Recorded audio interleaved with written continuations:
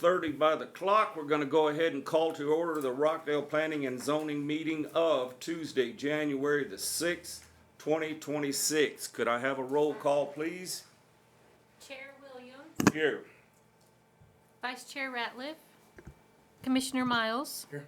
Commissioner Flores. Here. Commissioner Houston. Commissioner Higdon. Here. And Council Liaison Willie.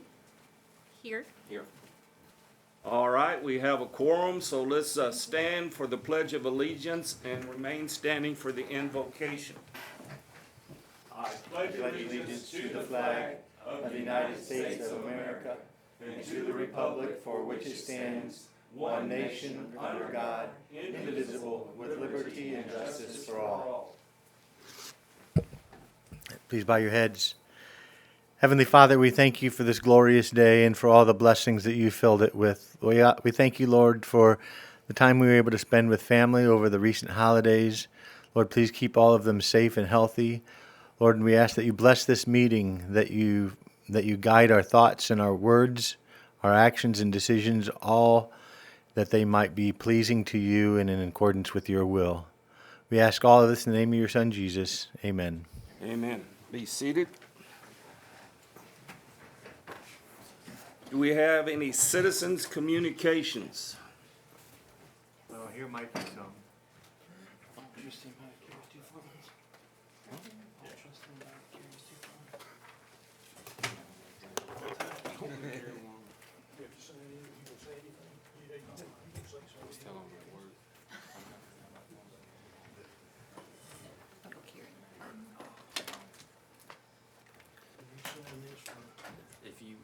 Do you want to grab that? They want to sign in. Citizen. We need to sign in. Yeah, you Did- will. We'll grab it for you.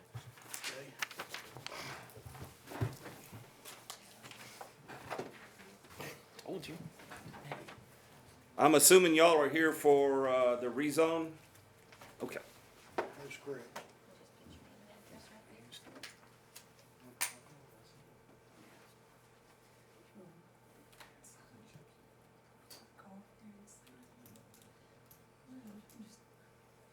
Did y'all want to speak?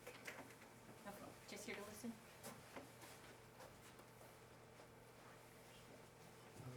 What's this agenda? Number 1, yes. Okay. Okay.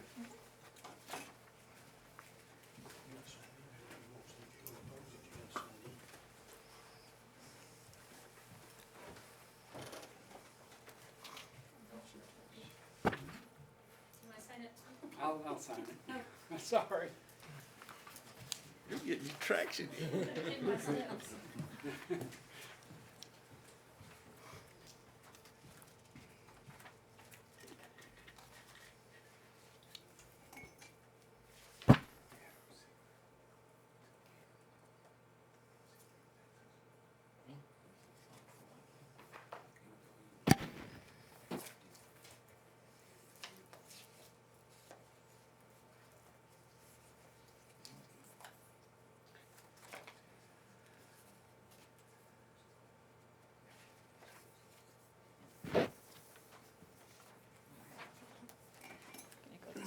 Oh, shortcutting now. Mm-hmm.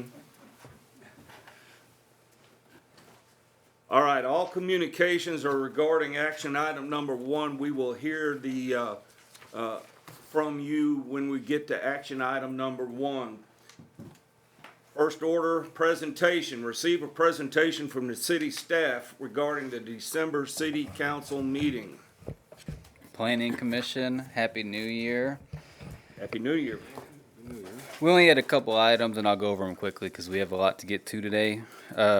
Just for your information, we have updated the fee schedule for vacant commercial structures. If you remember at your last meeting, we talked about a potential ordinance amendment to that on top of the fee schedule. So that first reading is passed. For memory purposes, it was just clerical items. The language of how it was written was hard to read, so we fixed that. And then we contradicted ourselves as when payments were due. And so I removed a specific date just so you weren't holding yourself to the fire when you didn't really have to do that. Say, Go ahead and tell me what the new verbiage is. So the new verbiage is, so you had it written down twice. So one of the ways you wrote it down was when notices were sent, in 90 days they had to pay you and register the building. And then in another section you said they have to pay you by, I think, January 31st. And so it was just contradicting to write it that way, because it was either they pay you by January 31st or they pay you in 90 days. So I just took out the specific date and said 90 days. So that way it gives your staff a little bit more room to work with on getting those notices out. And then the other item that happened is we found out on Miller Street that we had too much right of way. And there was a sale of a property occurring, and it turned out that their home was about 10 foot in the right of way. We had 20 foot too much, so we've deeded that 20 foot back to all of those property owners. One of them have already moved forward in claiming that back, so that way the sale of the property could happen. You didn't see that, but just for your information, that did happen. That was the home purchase? Mm-hmm. Okay. Outside of that, that's all I had on items that would pertain to you guys on the city council. Any questions? Thank you, city staff, Ben. All right, I guess I should go ahead and open the podium for the citizens' communications regarding action item number 1, or should we? You can go ahead and introduce the item, and then if you want, get just a brief summary, and then take public input. Okay. Action item number 1, conduct a public hearing and consider and take any necessary action on a recommendation to the city council regarding a zoning request for property located in the 600 block of North FM 908, property ID 17534, to zone the property to industrial zoning classification. So you'll open the public hearing in just a second. I'll give a brief description, and then we can go into details later. What this is there's 2 items. One here is before you. This property is not in the city limits. It's requested to be annexed. Upon annexation, there is a zoning designation that's applied to the property. Typically, it's single-family zoning, but in this case, they've requested to go in as industrial. And so that's here before you today for consideration.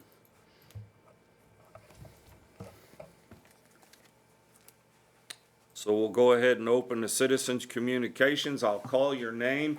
You will approach Public hearing.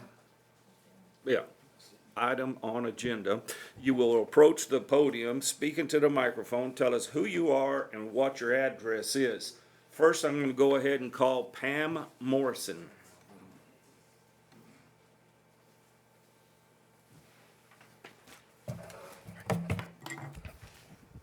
My name is Pam Morrison. I live at 691 North FM 908.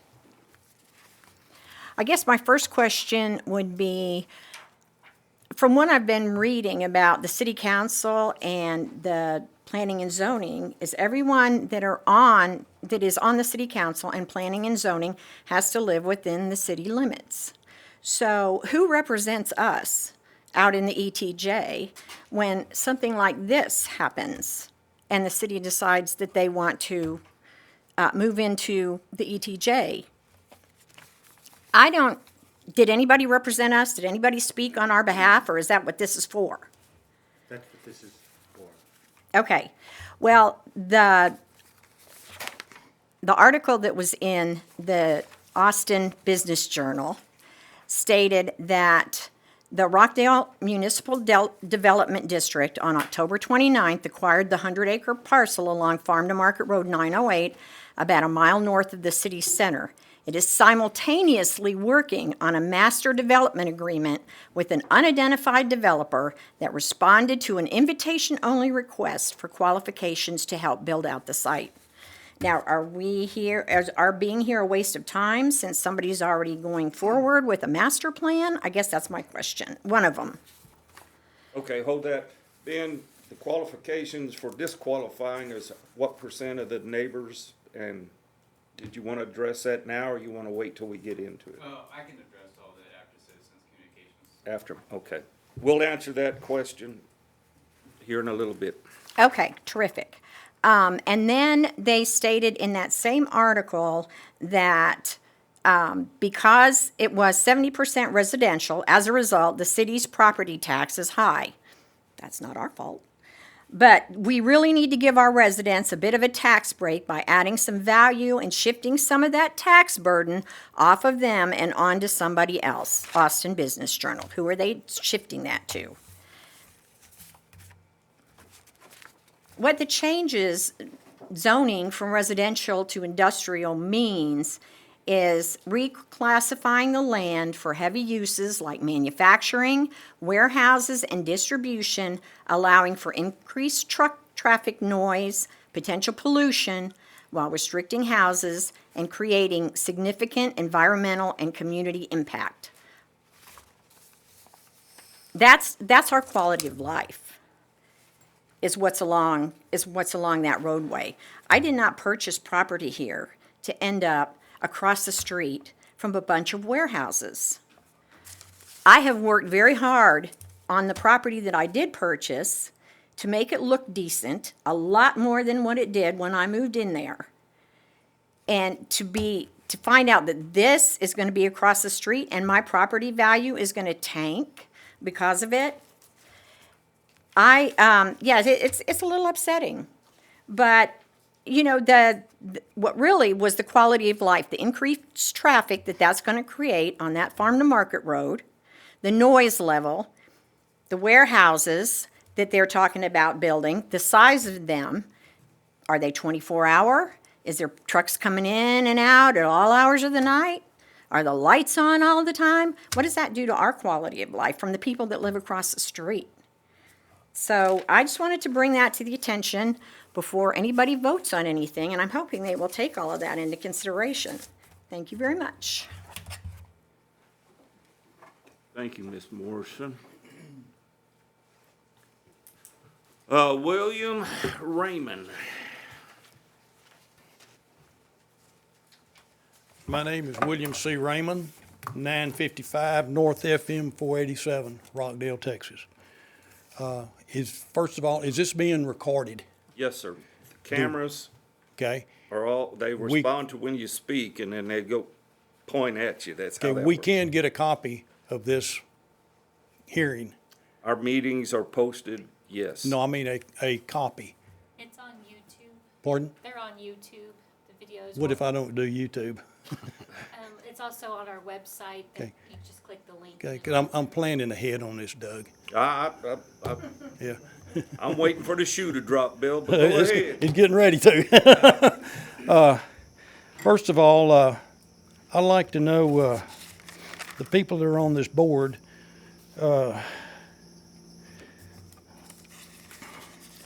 what are your real estate qualifications?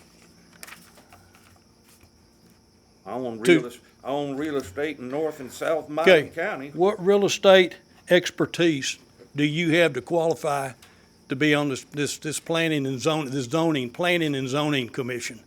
All of that's in public record.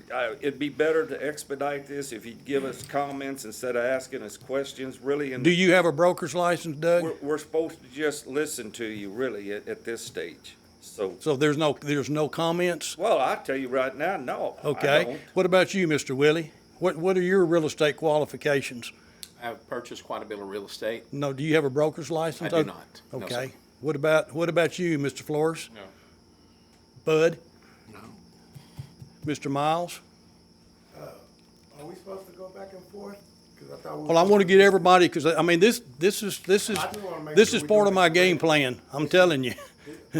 Public hearing is to receive public input. That's what I thought. It was one way, one direction. You right? can't, Yeah. you can't do that then? No, sir, not really. Okay. Okay, this go to, does anybody like sneaky people? Bud?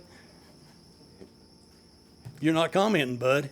We're not supposed to comment back to Okay. you. We're supposed to listen to Okay, you. okay. Why is this meeting being held at 1:30 in the afternoon instead of 6 or 7 at night?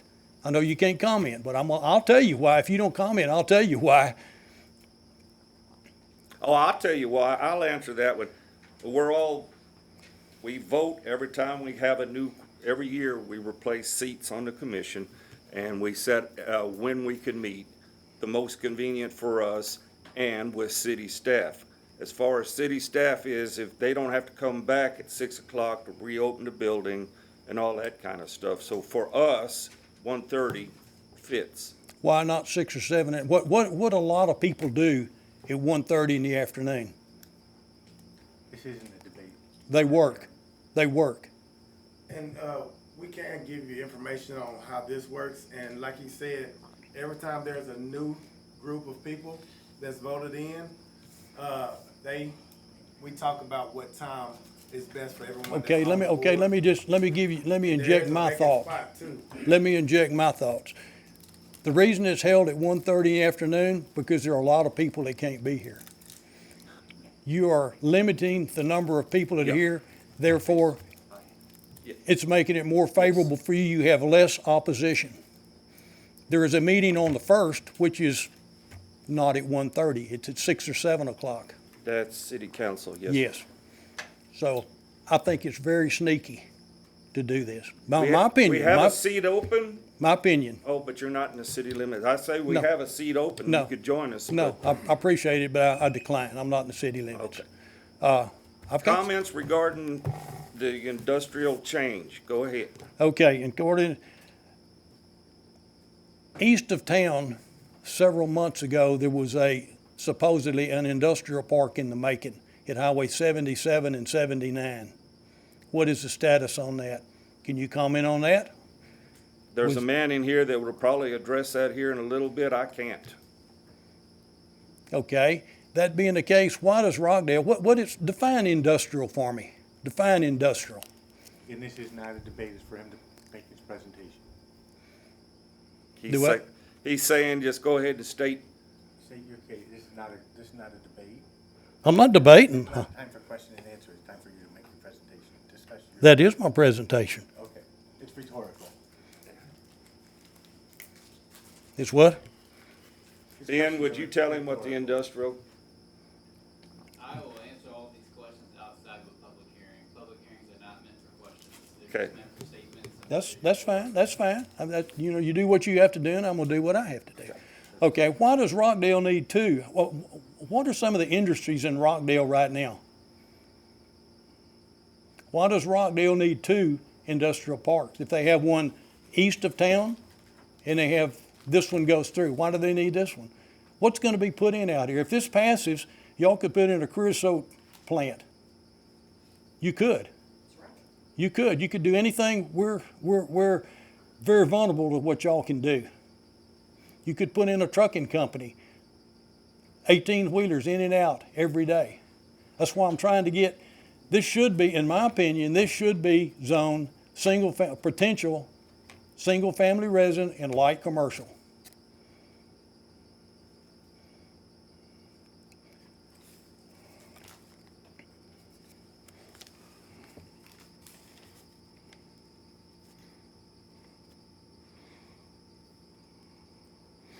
What are the demands for industrial parks in Rockdale? Quite a big demand. I've been here since '78, and I don't know of an industrial park in Rockdale yet. Now, all of a sudden, in a year, we need two of them. Are you at liberty to say what is happening now? What is going to be, if this is an industrial park, what's going to be put in there? We haven't heard the presentation yet, so So when does the presentation right take after place? communications. So as soon as I get through, then it'll be, Yes, sir. well, then will we be able to speak again, or are we through when the presentation's made? There is a second. We can accept questions.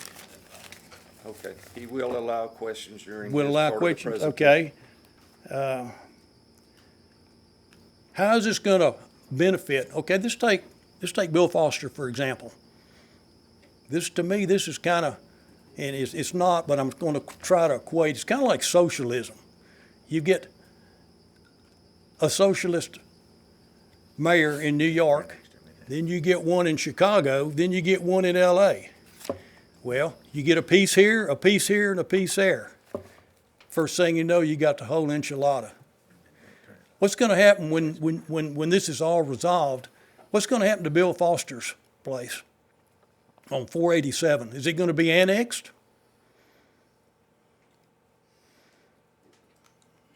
I'm not supposed to Okay. answer questions. Okay, Whoever okay, has the I'm just problem talking, has okay, the I'm gonna answer. tell you, if it is annexed, what does Bill Foster have to get out of this other than higher income, higher tax?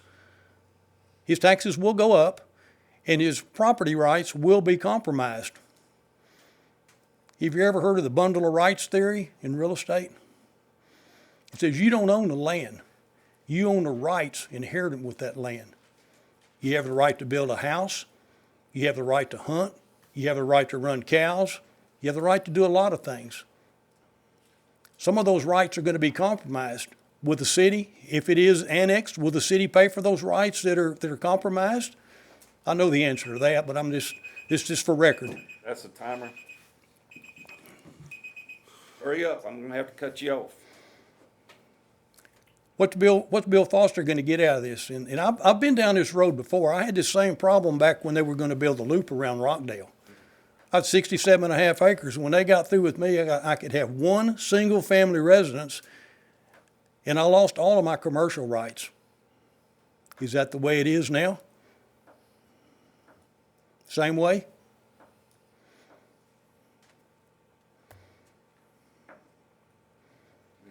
Don't give me any answers. No, we're supposed to listen to Okay, you. We're okay, not supposed that's to- fine, as we're long not as supposed to engage. it's in recorded, I'm asking the questions. And I guess that's basically, there's 28 parcels of land involved in this area of mutual interest. That's a lot of people. I don't see how I can do anything but make these property values go down. It's not gonna enhance them. If they put a creosote plant in, would you want to build a house across the road? Probably not. Would you want to buy a house across the road? Probably not. If there's trucks coming in and out every day, are you going to want to buy a house across the road? Probably not.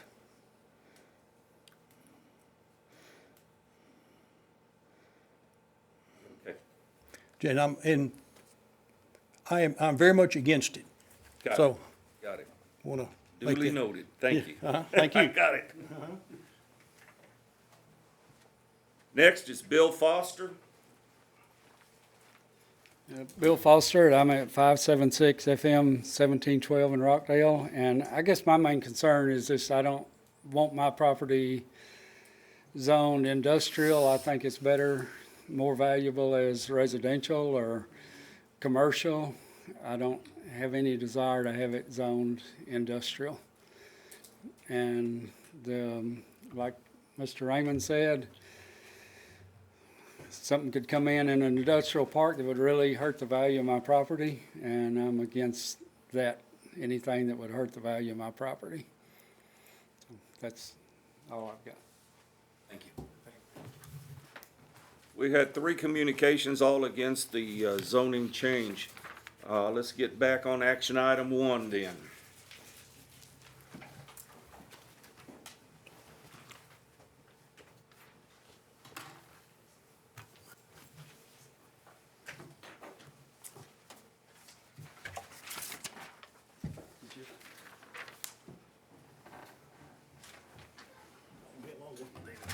Oh, That's blank. Thank you.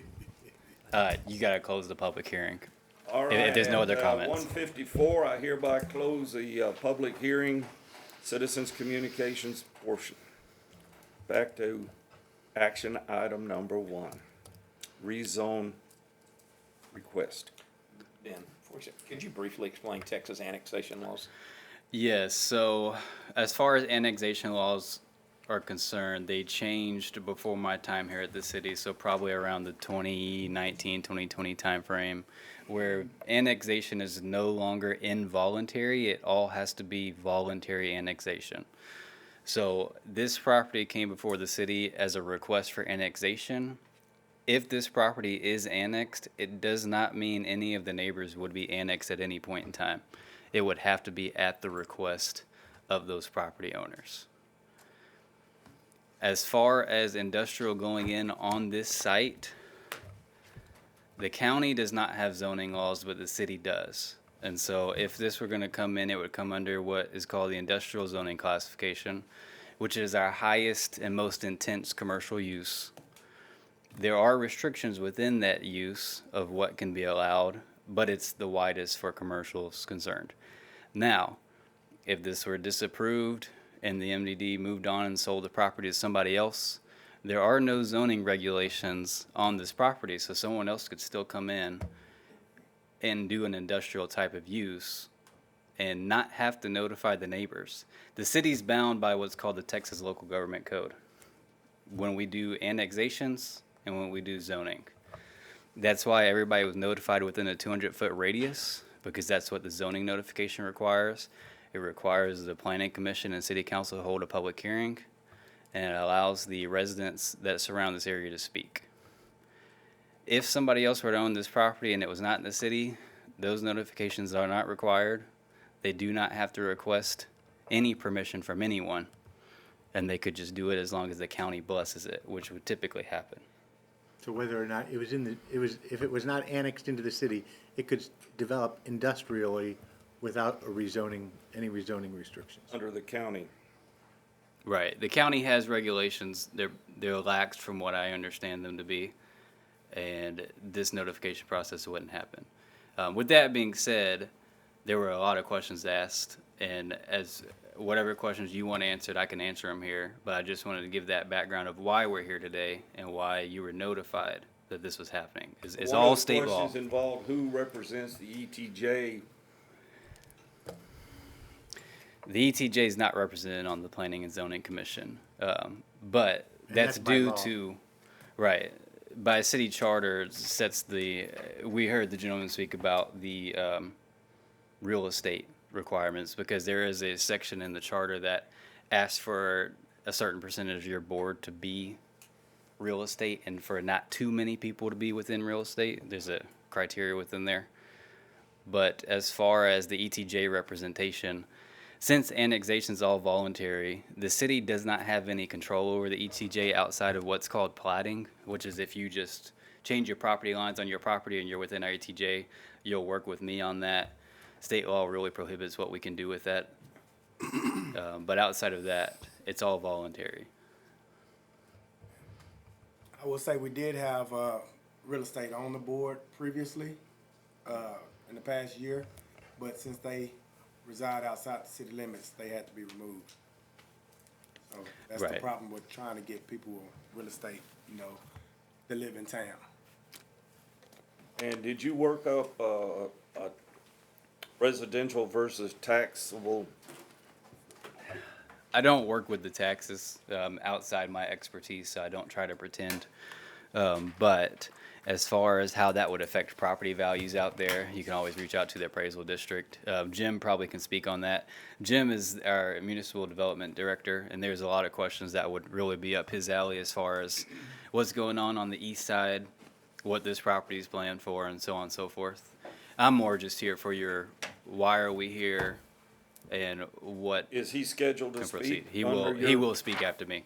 He'll give you a detailed of what's going on. I'm just here to answer any of the legal questions, and then when you're ready to move on with what's actually going on, I'll let Jim speak. And we didn't get any citizens' communications other than what's here today before us. Right, and everybody that spoke, I've written down that they're against it, and just for everybody's information, your land area goes into the total calculation of the notification. So if you look at this map, there's a total of square foot out there, or acreage, however you want to total it. It all comes out to the same. If it hits 20% against, then it means the approval from council has to be a supermajority and not just a majority, which we have hit, by the way. With everyone that spoke here today, I think we're at 30% of land, so the council will have to have a supermajority to approve this rezone request. And it's 45.77 total by the paper. Yes, I don't have the spreadsheet in front of me. But that number at the bottom is the total land area, and then you'll see on the right-hand side the percentage of what everybody owns. And I believe 2 of them had around 16%. Thank you. All right, any questions to Ben on what's been presented thus far? Yes, regarding the letters that were sent out, there was a spot, I believe at the bottom, where you could get comments or whatever. Did you receive any of those back? I did not receive any back. And for the record, since this meeting's recorded and now you'll be in the official minutes of everyone that spoke today that said they were against, you do not have to submit that paper. You've voted for that you're against it. I meant many of the other homeowners that live in the area. I understand. Haven't been received. You 3 are the only one. The 3 that spoke today are the only ones that have said they're against it so far. We're the only ones that aren't at work. You can mail it back. Send an email. Yeah. And city You council. mean it's 1:30 instead of 6 or 7? And there's a public hearing for the city council at 5:30 next Monday for anyone that wants to attend that as well. That's also in your letter. There's multiple ways to reach out. You do not have to attend a meeting to say you're against it.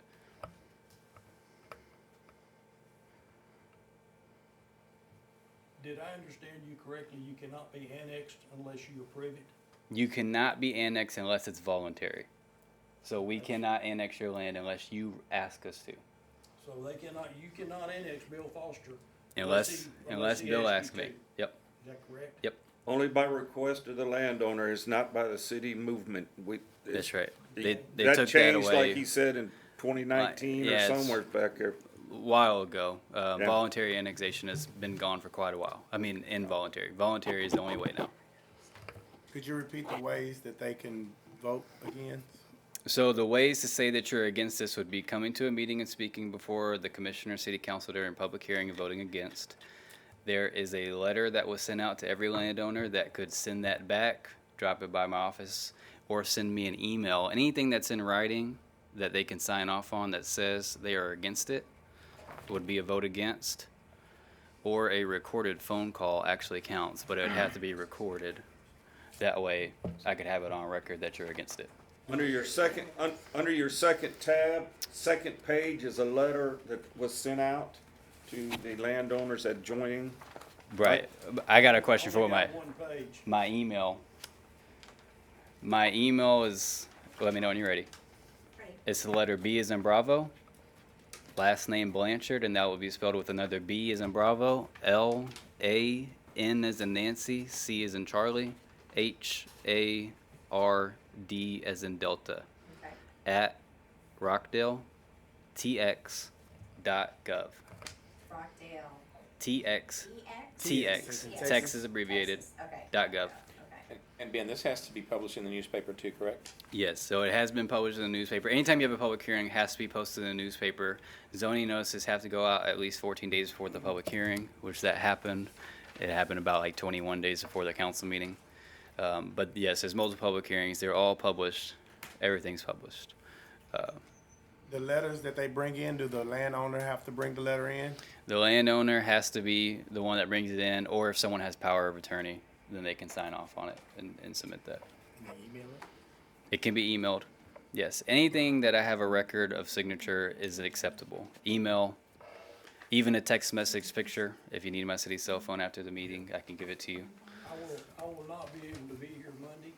Do I need to send this in? You voted against it by speaking today. So I have you No, down. no, to- your vote's only Again, counted I'm- once. I'm through. Yeah, Okay, the city council, I don't have to, I can't attend that meeting, you don't have to be there. so, You voted against it. okay, that's a record. I guess Aggies want to get as many votes as we can. Uh-huh, I said us Aggies want to get as many votes as we can. yeah, but I'll tell you, I think we'd have had more if it hadn't been at 1:30. No. Sorry. Where are we at now? Are you ready? I'll just add something real quick. There was a question about your real estate background, and there's not any requirement for the plan commission members to have real estate backgrounds. There is a prohibition of having, too many of you have real estate background, but there's no requirement. Thank you.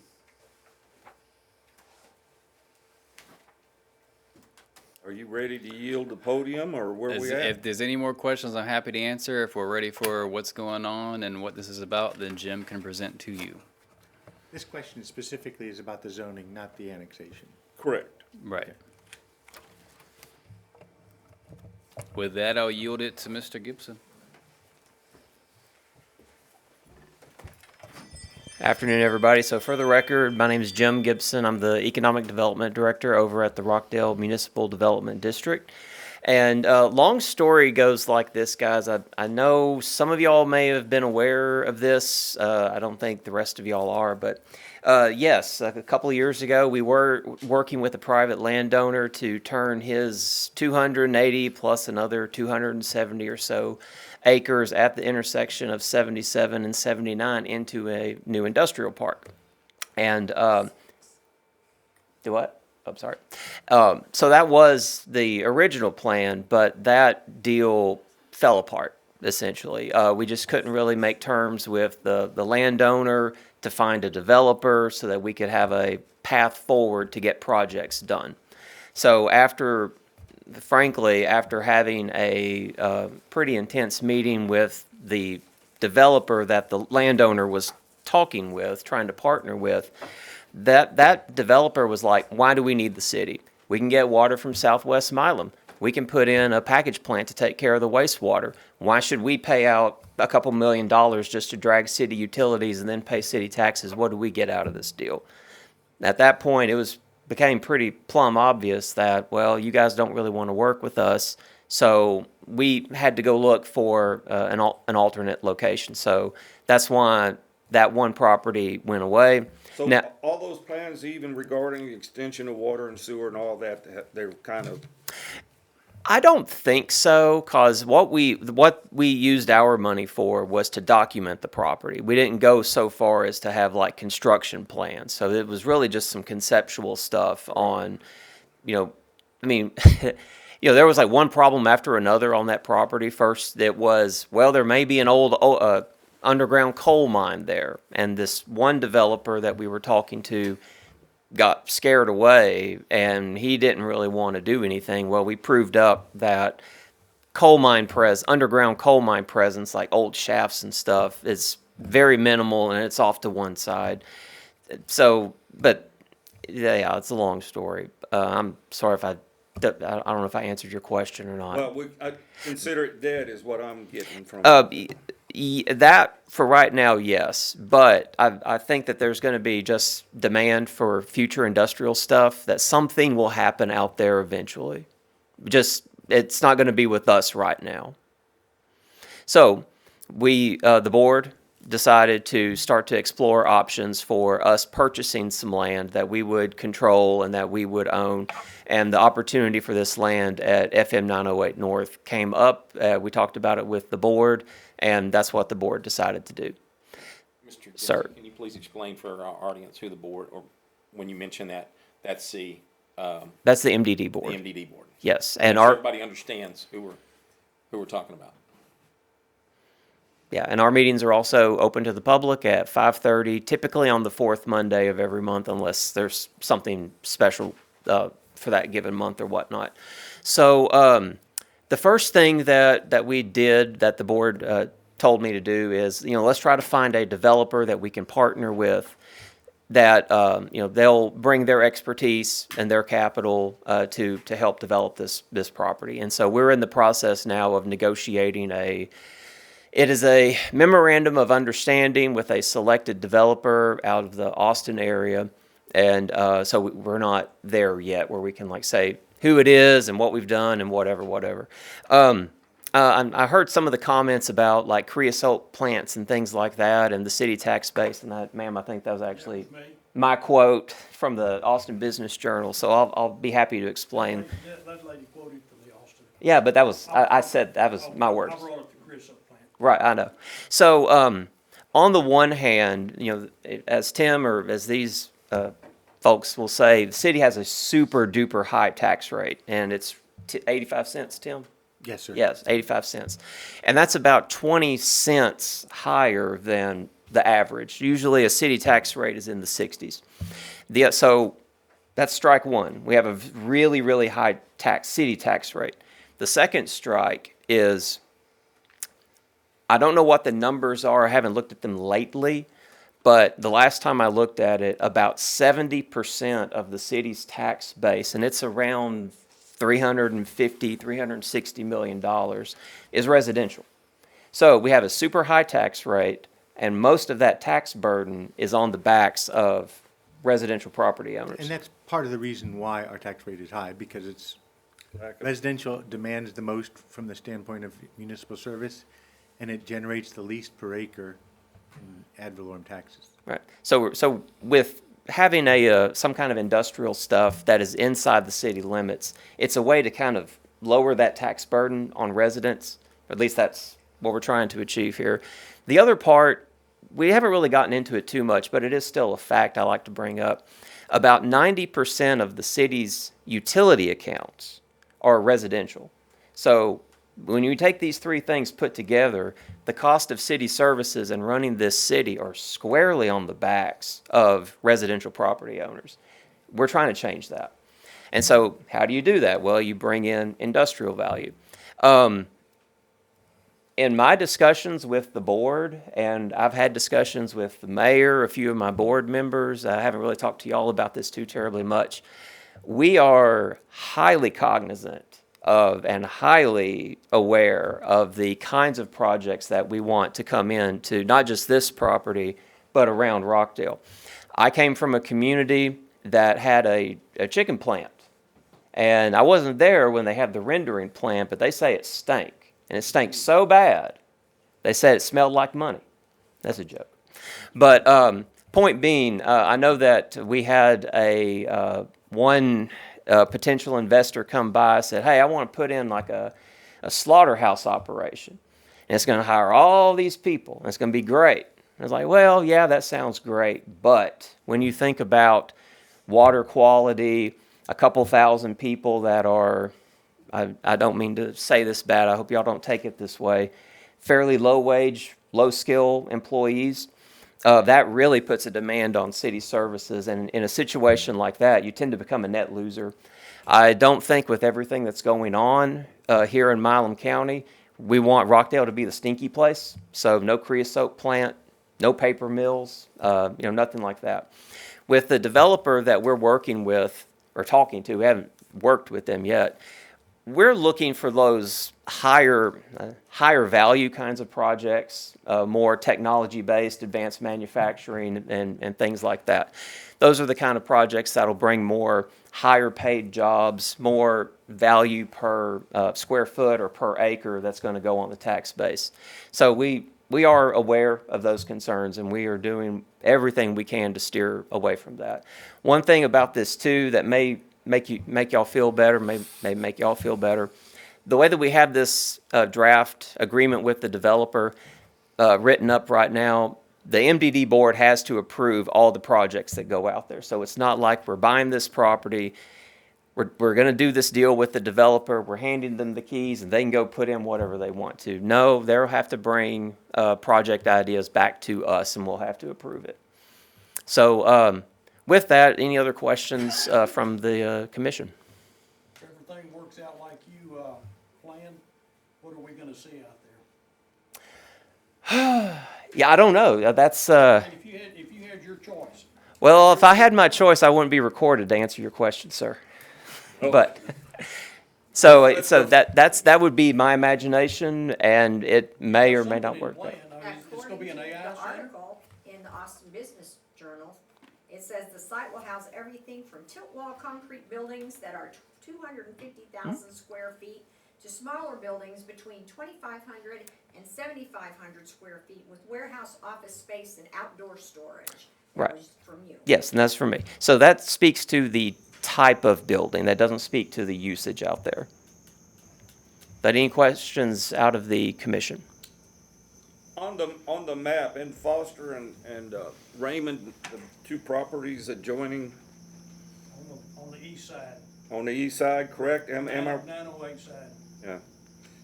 Wasn't there talk at one time of Cornerstone investigating possibly expanding that direction, or? Cornerstone is, you can Up. see the bottom of it right Yeah, up, yeah. I don't know.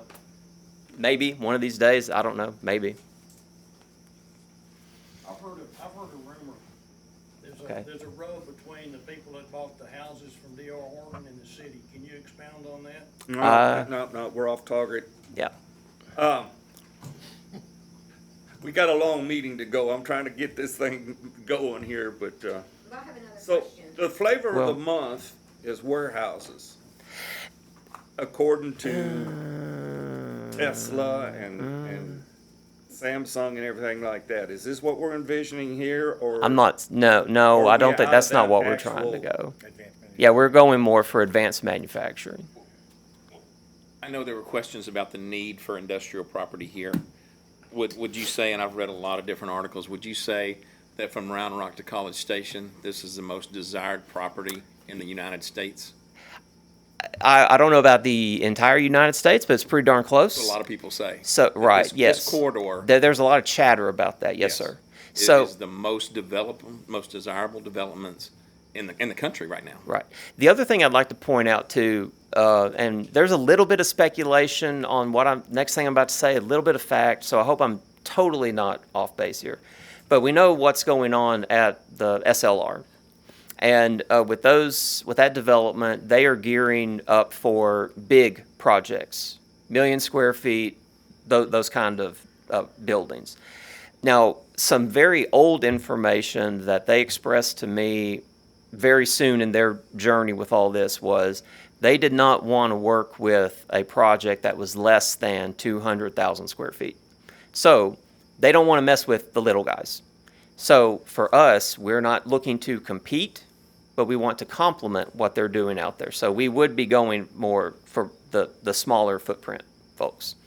The thing about the warehouses, yes, there's value. There's value in the building. Not a lot of value with like the inventory or the equipment out there, and not a lot of jobs. I think Mr. Kelty wants to say something. I was just gonna piggyback on what Jim was saying in regard to SLR.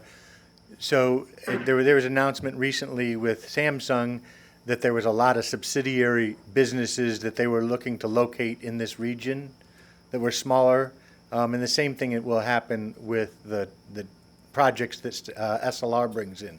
So there will be needs that those businesses have that a smaller 50,000, 100,000, 200,000 square foot manufacturing business will be able to provide and produce in support of those as well. The other thing I wanted to make sure I mentioned to you, there was a comment earlier about who was representing the people here that were opposed to it. Now, state law does require that we notify everybody within 200 feet, and this area is actually right outside the city limits. It is adjacent, so this would be the only component of that annexation. But the Plan Commission by law, that's state law and local law, is made up of only Rockdale residents, and your responsibility first and foremost is to the Rockdale residents and taxpayers in the decisions that you make. And this would definitely be a huge boon and something that is sorely needed for the citizens of Rockdale. Jim, it's too early to even forecast traffic count, right? Very much, yes. But if they are within the city, if they are annexed, they would have to meet our lighting codes like with moonlight and stuff like that, right?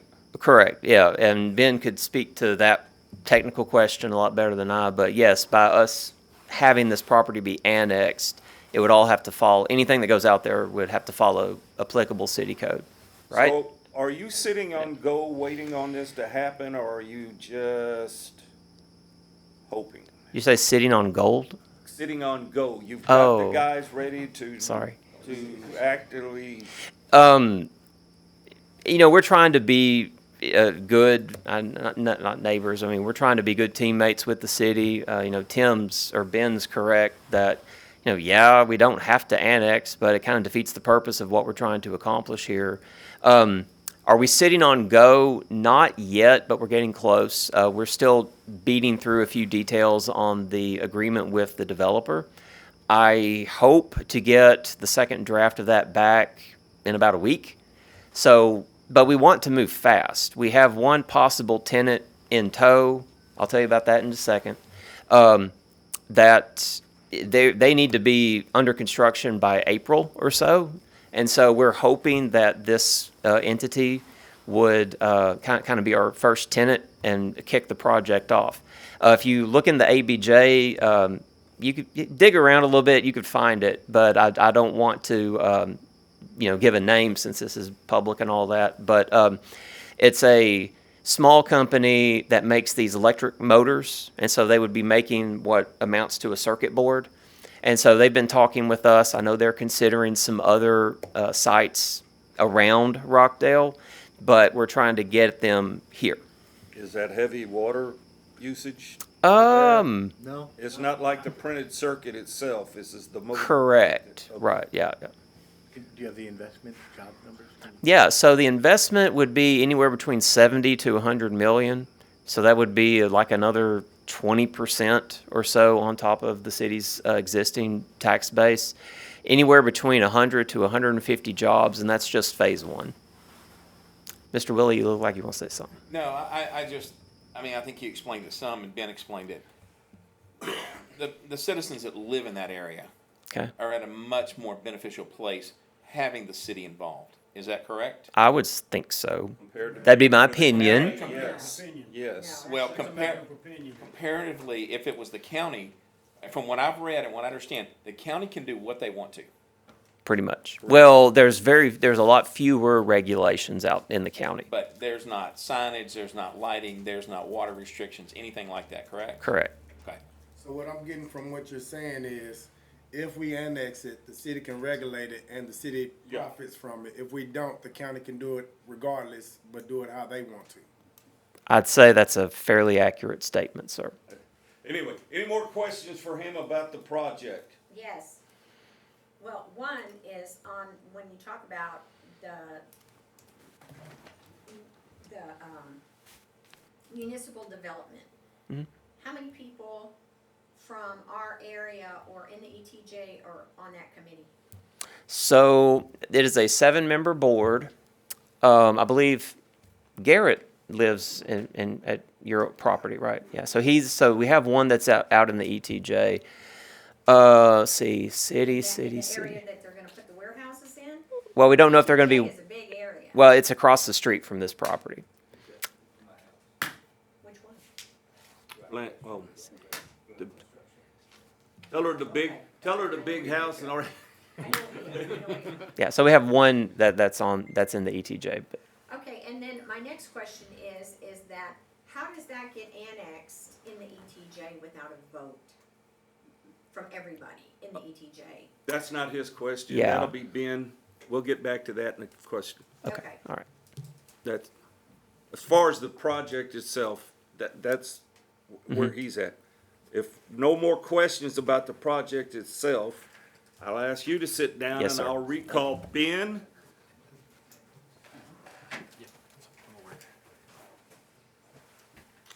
They had a It must question be my about turn. how you get annexed. I don't know if you want to address that. My real question is, I see where staff has approved this. Did you want to elaborate on that? Because it does, there's no negatives about once they're annexed, right? Well, I There's mean, nothing to preclude. as what far you- from a city perspective, it would be, I mean, it helps our tax base out. There's city regulations that happen on this property that are far more strict than what county regulations would be. I know that the people that spoke today would rather not see it happen at all. But if it were to happen, you'd rather have it happen under city just because the city has more regulations to limit what happens out there, would be my take on that. That's where the staff's coming from. We've worked closely with the MDD. We have a good relationship with them, and so we would recommend approval because they have done their due diligence, we believe, to get this moving forward. As far as annexation purposes, I think there's a question on why they don't get a vote. It's all set by state law. State law only requires council for approval on annexation requests. Again, all annexations are voluntary, so you'll never have your property scooped up in the mix with that. You might have a neighbor that might all of a sudden come in the city limits. Process goes, if we vote to send it on to city council, then they'll have their Monday meeting, correct? City council will have a meeting, so this is an ordinance. So the way it works with planning commission is you'll see it one time. The city council will see it twice, so they'll see it at their next Monday meeting in January, and then they'll see it on the second Monday in February. It will take 2 votes of approval. Again, there's a supermajority required because enough people have voted no to have that clause enacted by state law. And so the council will have to have a supermajority to approve. There's one public hearing and 2 first reading and a second reading before adoption. Yep. When you say super majority, how many of the members? 75% Okay. have to approve. So the planning commission is purely an advisory board. Your recommendation will be duly noted by the council, whether you guys want to see this move forward or not. But they are the ultimate authority to approve or disapprove this request. So there'll be 2 annexation requests, because that's an ordinance, and then 2 zoning requests and public hearings that accompany both those items. And there's nothing stopping them from going ahead and coming in with the project under county. If they chose not to annex, they could move forward under county regulations, which were a lot more lax than cities. Yes. So the only control measure we have is to annex and go by city. That's right. Just as our zoning regulations don't affect any of these individuals here, it doesn't affect this property currently. What they're proposing is to be annexed and have a zoning classification with that, which puts in protections of what can and can't happen out there. We're not gonna get a whole lot done on our agenda today, by the way, just letting you know. You'll be meeting for a workshop. Congrats. Thanks. Another 1:30 in the afternoon meeting we have. Oh. All right, so here we go. I'm gonna take comments from members and then we're gonna do a vote. Comments? Just listening, it sounds like it's best to go forward with it, being in the city, bringing tax money to the city versus otherwise. And it sounds like it'll go through either way.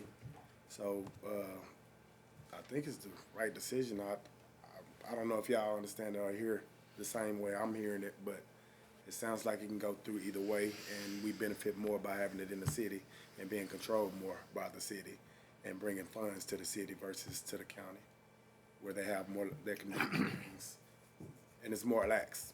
It's not controlled as much as it should be. And one other thing, just to, I guess, pile on to that, if we don't annex, then that development can go a lot faster. And so what by doing that means, you know, we don't have to go through the city for building permits and follow these regulations and whatnot. So, I mean, we're actually kind of going against our interests in a way by requesting annexation. If that makes sense. Bud?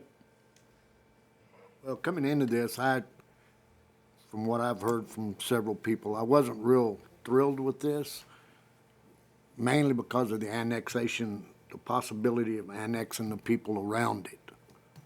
But with what you said, I wasn't aware of that law change. Only the property borders are involved with the annexation request. Just that, in blue. They can be annexed if they want to. Yes, it's voluntary forced now, to be yes, annexed. okay. Any comments? I'll entertain a motion. I make a motion that we move forward to have it annexed. Second. This is for zoning. Let's send it, Zoning into industrial. zoning into industrial. Zoning request to industrial. Motion made, motion seconded. Those in favor, right hand. Motion made, seconded, and carries. This will go on to be presented to city council. You understand why I can't vote, correct? I saw the way you look. I can't, I don't have voting rights. No. Why do you not have voting rights? I'm not on the planning and zoning commission. He's a liaison. I saw the way you looked. I just want, I probably shouldn't, but I wanted to You'll be explain. there Monday when you make it to the meeting. You'll be there Monday for that I'm 5:30. always an ally. I'm always an ally. If Meet him you- at that 5:30 meeting. He'll be Yeah, there. I'm here at 5:30. If you will turn your page, go to the next tab, please. Review and approve the minutes from the meeting on December the 2nd, 2025. This is all just administrative stuff. You're welcome to stay and enjoy the fun of being in a meeting at 2 o'clock in the afternoon, or you can head on down the road. Have a good one. All right, action item number 2, take it away. It's your minutes. So if I you- mean minutes. If you look at Somebody your minutes. read the minutes to me. Thank you. I wasn't here actually, right? Thank you. No, thank you. Yeah. No, you weren't. Yeah. Thank you. Yeah. I'll make that change. Yeah, that's the one that Joan was, is that right? I Yes. don't know, I was No. sick in there somewhere as kids, y'all have to remind me. No, I'm sorry. Yes, you were here. You didn't make the workshop. That's why The you only have workshop. one set of Okay. minutes. All right, That's thank right. you for clarification. Because it says by Chair Williams right there. Yep.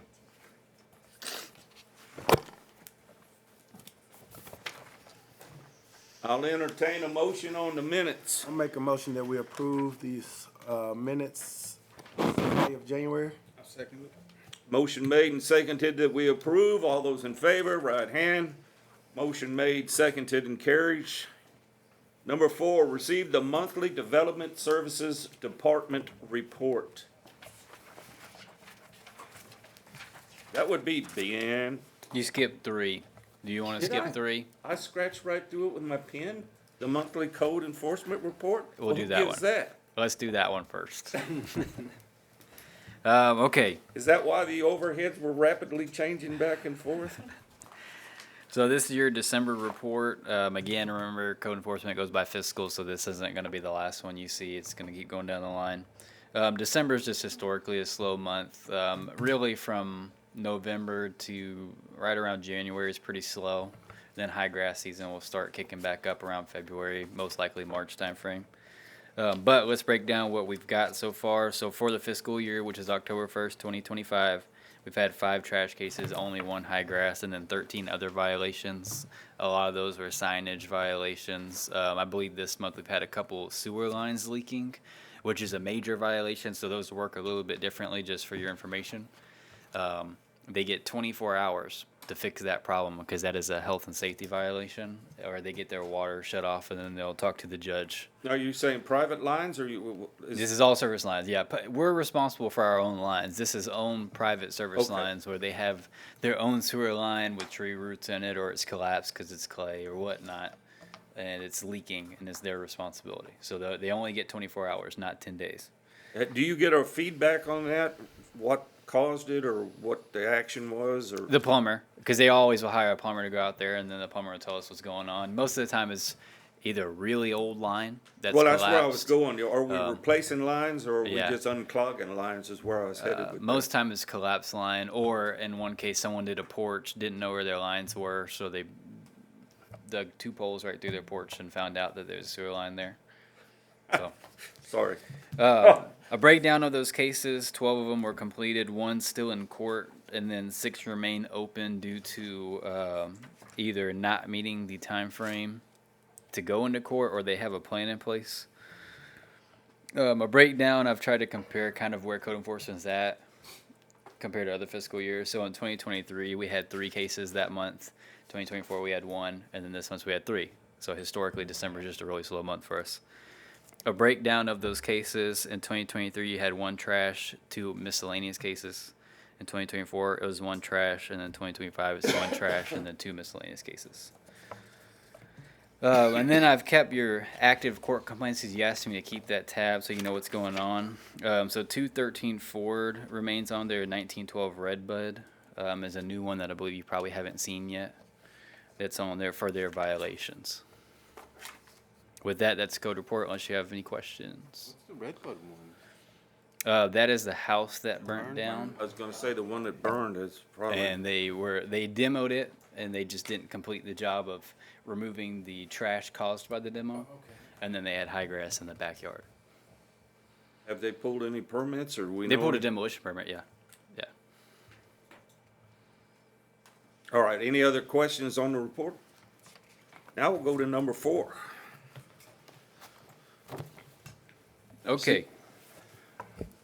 This is the development services report for December. So in this month, now I just want to put a note, building permits go by the calendar year, not fiscal. So that table that we'll get to at the bottom, you'll see that start over on your next report. As far as permits go, we've issued 13 building permits this month, 1 demolition, 3 electrical, and 1 plumbing permit.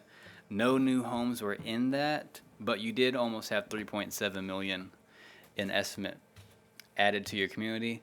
3.5 million of that is the church on Calhoun is doing an addition, a major addition to it. Church of Latter-day Saints or whatever it was. Right. So it's a church. So it will not help your taxable value, but that's what's going in. So on that, you'll see on the table that this is one of your higher building permit issuance months, which is kind of historically what's happened. I noticed. I don't know if Santa brings a lot of people money in December or something, but a lot of people start pulling building permits in December for improvements of property. Outside of that, outside of the church, you had a little under 200,000 in other building projects, smaller, like remodels, new roofing, fencing, things like that. Any questions about that report? I don't have any questions about that report, but I did have a question in general about the MUDs and About the what? MUDs and you know, where we had add-on fees to homeowners and stuff like that. How is, You're talking about PID, the PID. yeah, there you, A mud is similar to a PID, only a mud typically occurs outside of a city limits. A PID is more typical inside of city limits. But that is a PID basically, and Cornerstone was where all the ruckus came up recently. So when that subdivision was developed, the city set up a public improvement district which allows bonds to be issued to be used for infrastructure in that subdivision, water, sewer, streets, and that type of thing. And so there was, I can't remember, they were able to issue up to about $12 million in bonds for that subdivision. And then the developer themselves brought about up to $7 million to the table for the development of the subdivision. Only the first set of bonds have been issued for the first phase, the first area that's been under construction right now. But homeowners got their first PID assessment, so that means that all properties within the entire subdivision, based on the number of lots that were platted, have to pay a certain amount per lot in PID assessment. And it was $3,100 for 50-foot lots and $2,900 for 40-foot lots. And there was about, I don't remember the numbers for sure, but it was about $280,000 in PID assessments collected from property owners. All the rest of the property is still owned by Ranch Road, and so they had to cover the balance of that PID, of the annual bond payment, which is about $1.7 million. But the problem was when they closed on the property, the PID assessment, they didn't feel like it was clearly communicated to them, which it's supposed to be, and the city actually approves a disclosure notice that's supposed to be part of their closing documents. when the PID was developed or since? We have actually approved it annually, so it amends a little bit each year based on where the PID buy down is. But we approved that disclosure statement. And that's supposed to be part of your closing documents. There was a PID notification a disclosure in the closing documents, but it was buried, and I don't think that they really understood it necessarily. I think some of them did. Some of them had it actually escrowed. Many people, unfortunately, didn't have it as part of their escrowed amount that they were going to have to pay, and so all of a sudden, late in November, they get a letter in the mail saying they have to pay $3,000 for their PID assessment. That amount is very typical among PIDs. I checked with some developers, and that is not high. It's normal for a PID, but one of the things that is abnormal is we actually have a TERS on top of that. TERS is a tax increment reinvestment zone. We capture a percentage of their property taxes. Instead of coming to the city for our general fund, part of their property taxes are diverted and are used to pay down a portion of their PID assessment. But the first year that the first year after construction, there's no TERS captured from the year before. So the first year they have to pay the entire PID assessment, and then next year they'll get the benefit of the TERS, it'll be up to, I think it's $1,400, between $1,400 and $1,500 a year, that will buy their their annual assessment down. So, question and a comment. So, is that a continuous thing, an ongoing thing? The PID? Yes, it is set up for 30 years. Okay. It does expire, and it will expire earlier if they pay the bonds off I was sooner. going to say, because the developer's trying to pay those bonds off earlier because of the interest, correct? Right. So the developer's actually paying. So they, as soon as all the homes are sold, then the developer's not going to be paying any more money, because the homeowners in the subdivision, they're trying to sell the homes as quickly as possible. Right. And typically, they're selling if there wasn't a PID TERS combination, they would have to increase their selling price of the lots and homes to offset the cost of the infrastructure. I mean, I did some homes up in Red Oak that didn't have any PID or TERS, and instead of the same homes that are selling for $225 to $250, is that where they're at? Sorry.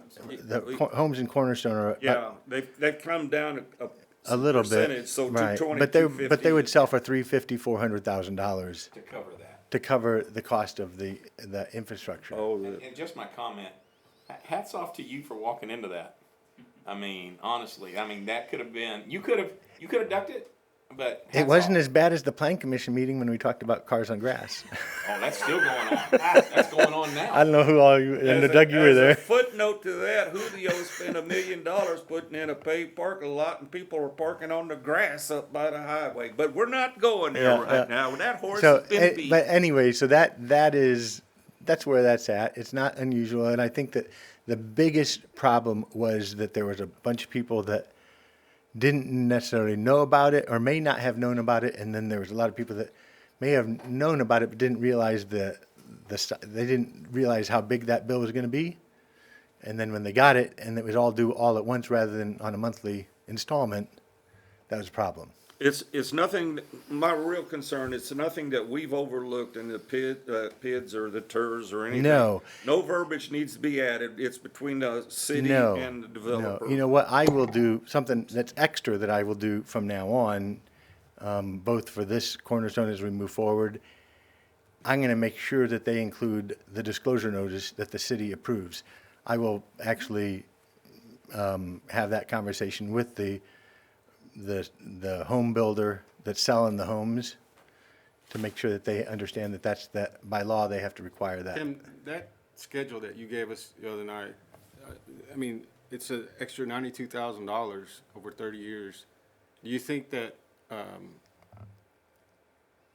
the majority of people would have bought a house out there if they knew they had an additional $92,000 to pay over? I mean, it's almost like a second mortgage. It is, but I mean, if you think about it, they I say. wish that, I know that the city, they did their thing with the PID, but when I showed that schedule to D.R. Horton, they didn't want to tell me where it came from. They said, I've never seen it before, I don't know what that is. Yeah. And nobody got that at closing. Mm-hmm. So Well- that's where a lot of us are upset is we don't get that schedule until the city gives it to us. Mm-hmm. And, Well- and I told D.R. Horton, had I seen that schedule when I closed, I told him I wouldn't be having this conversation out there with you right now because I wouldn't have bought out there for $400,000. Well, after the first year, it will probably, in your escrow, it will probably cost about an extra $100 a month. Yeah, I understand that, but I wish that they would have. If you had known about that, Yes. that could have been factored into your decision. Yes. But I don't necessarily, because of the fact that PIDs are pretty prevalent, especially in the area between Houston and Austin and San Antonio. I didn't see them as much up in the Dallas area, but they were very, very Yeah. very prevalent. And I think that was just a time, that was 10, 12 years ago that I was up there, so, oh, actually, goodness, yeah, about 12 years ago that I was up there. So I think they become more prevalent today. And like I say, that is a going rate. The problem is home construction has gotten so much more costly to make homes affordable. They really have gone more towards that PID and TERS. Although I am trying to, in the future, because right now 60% of the property taxes that the folks pay in Cornerstone don't come to the city. 60% of the city taxes go to the TERS. I'm trying to lower that. I know we went 50% the last time, and I'm not gonna, I'd like to stay and not go above that, even reduce it in the future. I wish that they'd have came to the meeting that you held. They really should have been here too. What's that? They wish they'd have came to the builder would have came to the meeting. They should have been here, not just Yeah. not just you. All right, Anyways. I apologize, Ben. I jumped in here because it was a hot button topic that kind of involved us because we are involved with the PIDs and the TERS and all of that. And I just wondered if we did something wrong. You're not at fault this time. So you don't need anything from us on any of that. And as far as what you presented to us so far, you need anything from us? No? Unless you have questions about the development services report. Any questions? All right, what do you want to do now? Well, I don't think we really have time to do any streets today. I mean, you only have 15 minutes. It's going to take us about 3 or 4 to pull it up. So we have 8 streets left. I would really like if you can make the workshop in January work. You don't have to have a quorum because you're just grading streets. We should be able to get through all of them, and in February I can compile what your score is, and then we will have an action item to approve that scoring list to send on to council, so that way they can use that. You haven't done any tests to see if we're all coming up with tied numbers or anything yet, have I've you? looked. I think there may be a couple that you're probably going to correct because actually Redbud's not your worst street according to your score. It's like 1 point short of your worst street. So I figure you probably want to change that. When is Yeah. February meeting? The first Tuesday in February. Okay, cool. Yeah, so- we have to present to council in February. So we're on track. I mean, we have 8 streets, and then we should be good. And then we have the rest of the streets to do at our own leisure. I won't keep making you make Thank you, Tim. workshops, but we just have to get those 8 done, so that way we can get this to you in February. So Warning, commissioners, warning, we will have a workshop. yes, 2 weeks. Yeah, doesn't have to be a quorum because you're not taking action on anything. But the more of you that can make it and grade it, the better. With that, that's all I got. Any other questions? They didn't have anybody reached out about the extra spot? We had one candidate and then I think they pulled their name from the hat. We scheduled them for a couple interviews and they didn't appear. So we need to recruit. we need to Yeah, recruit. and we need to recruit for building and standards. If you know anybody, or if you can make some time, they meet I once a thought year. Bud got an application already. Bud did. Bud Oh, stepped there's up to still the plate. more out there, That's huh? right. Building Standards Commission. It's a commission where substandard structures go before a hearing to determine if they need to be demolished or not.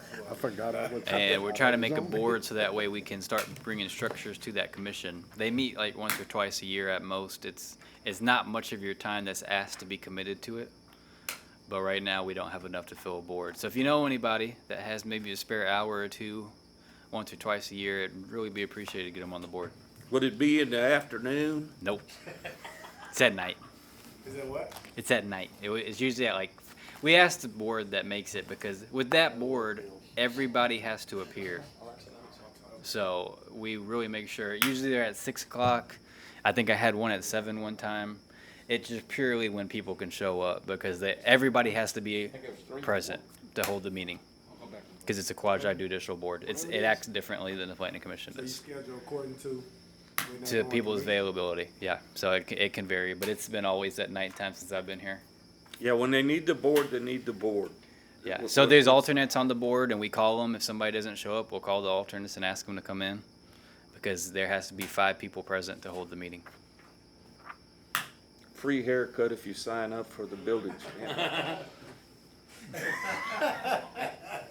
almost wanted to, when the gentleman asked about our experience, he's never been to that appraisal review board. They don't know nothing. Will they review your property taxes? They have nothing. That's gonna be presented at the next. But you're not on that, are you? The next council meeting? This You're not on zoning, that, are you? That's appraisal. Zoning thing? All right, Yes. all right, all right. Any other questions regarding You still laugh. the Development Services report? If not, I'm gonna go ahead and say, hey, it's 2:50 by the clock. I'm going to go ahead and conclude the meeting